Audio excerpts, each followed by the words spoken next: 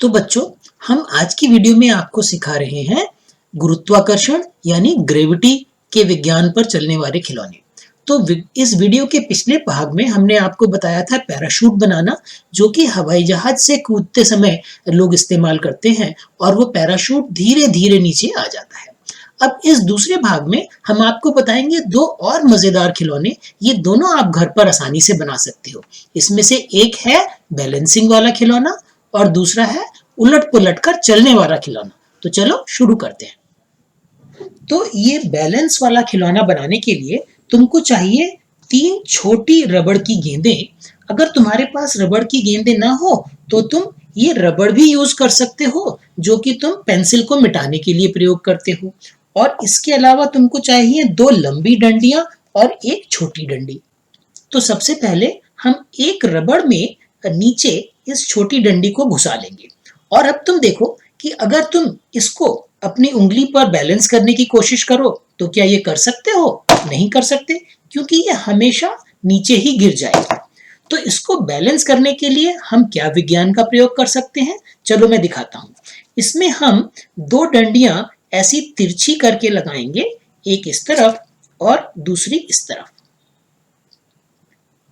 देखा? और इन डंडियों के दूसरी ओर हम एक एक रबड़ और लगा देंगे।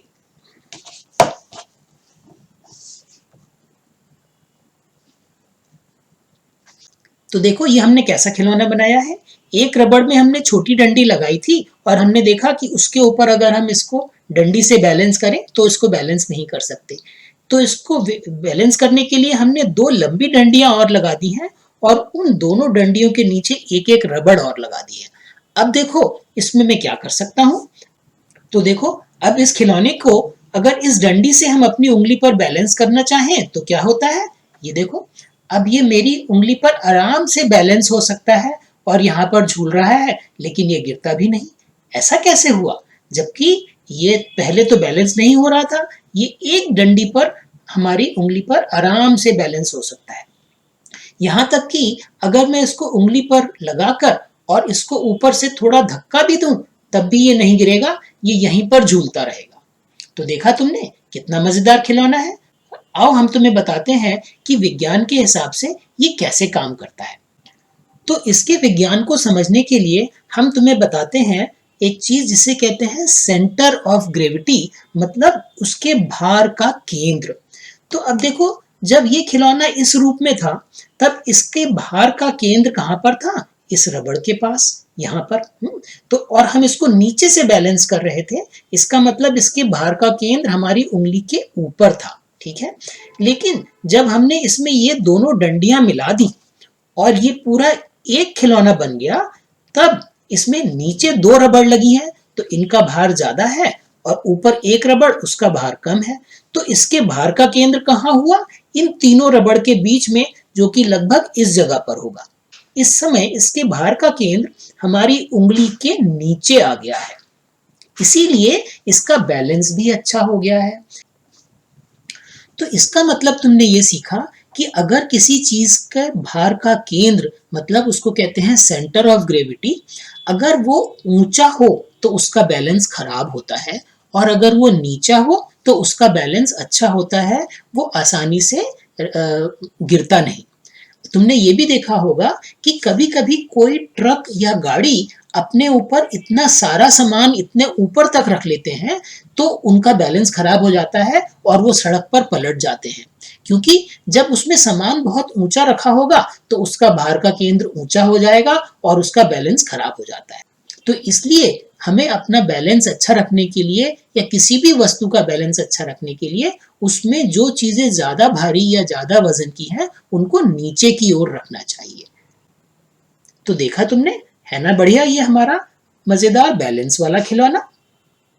तो चलो अब तुम्हें ग्रेविटी का तीसरा खिलौना बनाकर दिखाते हैं, जो है उलट पुलट कर चलने वाला खिलौना।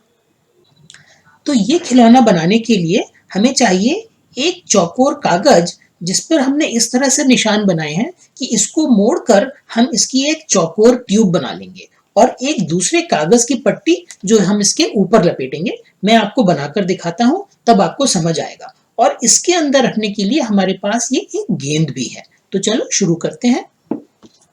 तो देखो इस कागज के टुकड़े को हमने इस तरह से मोड़ा है कि इसको हमने सारी लाइनों पर से मोड़ लिया है, और अब इसको अगर हम यहाँ मोड़ कर चिपका देंगे तो ये कागज की चौकोर ट्यूब बन जाएगा। ठीक है, तो अब हम इस पर गोंद लगाकर चिपका देते हैं और इसकी चौकोर ट्यूब बन जाएगी।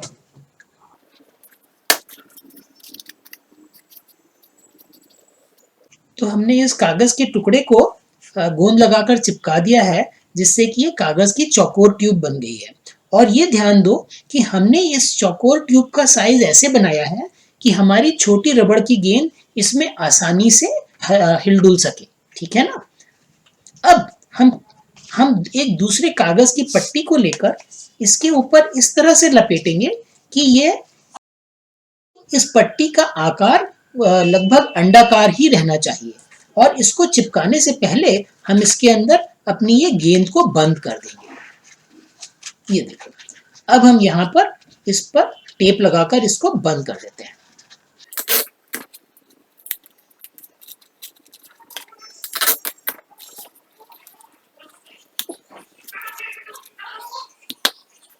तो देखो ये कितना आसान खिलौना है। अब ये तैयार है, मैं इसे चलाकर दिखाता हूँ। देखो, अब अगर इस खिलौने को मैं किसी ऐसी जगह रखूं जो कि थोड़ा सा ढलान का है, मतलब एक और झुका हुआ, तो ये कितनी मजेदार तरीके से लुढ़क पुढ़क कर चलता है।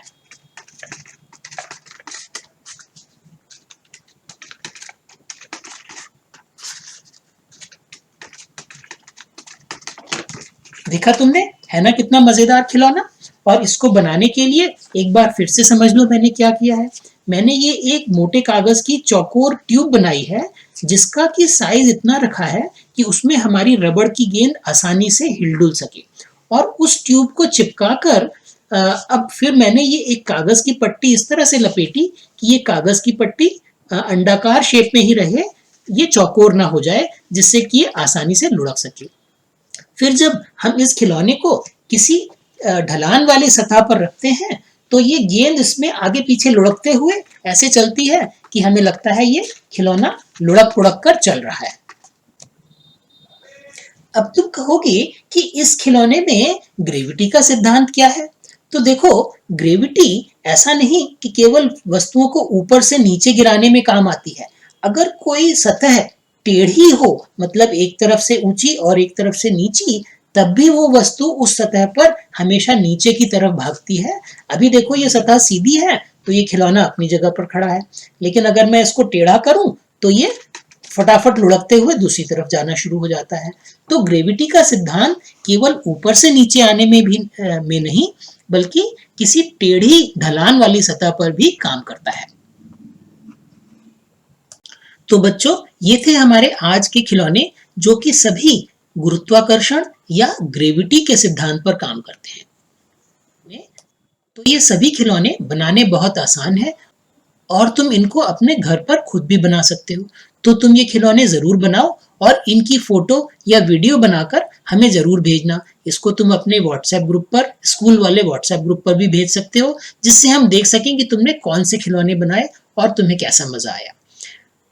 इसके बाद हम तुम्हें इनके बारे में कुछ प्रश्न भी देंगे, तुम उस क्विज का जवाब भी जरूर देना। और हमारा आई लव साइंस का यूट्यूब चैनल भी सब्सक्राइब कर लो, जिससे तुम हमारे सारे मजेदार वीडियो जो हम साइंस के बारे में बनाते हैं उनको देख सको। ठीक है, कुछ दिन बाद हम तुम्हारे लिए एक नया आई लव साइंस का वीडियो लाएंगे। तब तक के लिए बाय बाय।